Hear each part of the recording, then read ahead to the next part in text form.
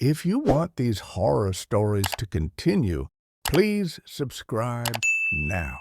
And don't forget to like. Marcus moved to the edge of the city, searching for a cheap apartment. He found a 7-story building, old and worn, standing alone. From outside, it looked ordinary. Cracked walls, peeling paint, dark windows, but locals avoided it. No one ever spoke about the top floor. Marcus ignored it at first. The first night in the building, Marcus heard faint whispers. From the hallway, soft breathing echoed. Sometimes footsteps came from empty apartments. He checked the doors. Locked. When he reached the staircase to the 7th floor, a cold gust of wind blew, even though all windows were closed. Curious, Marcus tried the elevator. Buttons for floors 1 to 6 were normal, but the 7th floor button flickered strangely. When pressed, nothing happened. Neighbors refused to talk about it. An old man whispered, "Some doors are not meant to open. Some floors are alive." One night, Marcus walked the hallway. A long shadow stretched across the walls.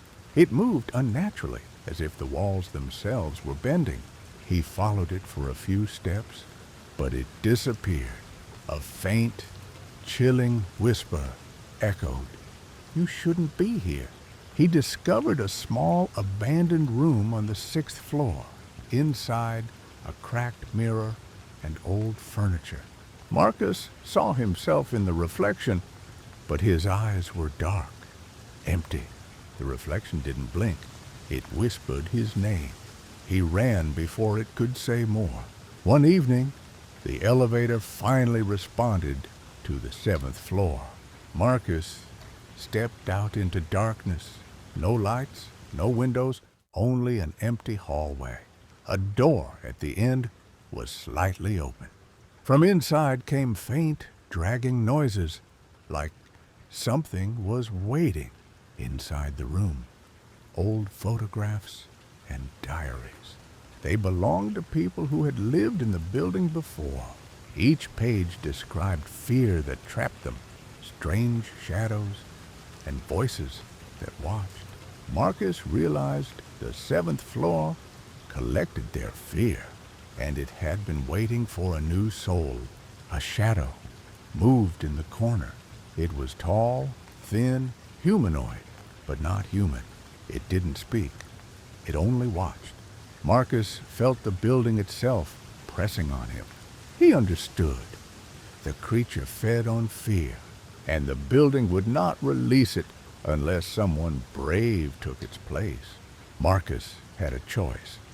Flee and risk being consumed by the building, or face the creature and survive, taking the building's curse for himself. He stepped forward, confronting the shadow.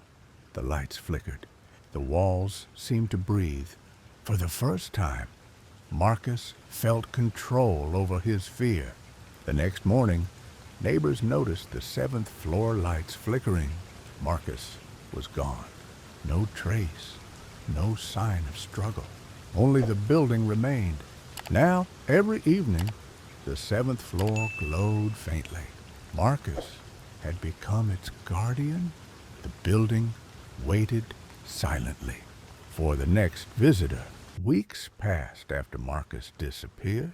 Life around the 7-story building slowly returned to normal. At least on the surface. People walked past it every day, unaware of the silence clinging to its walls. No investigations, no questions.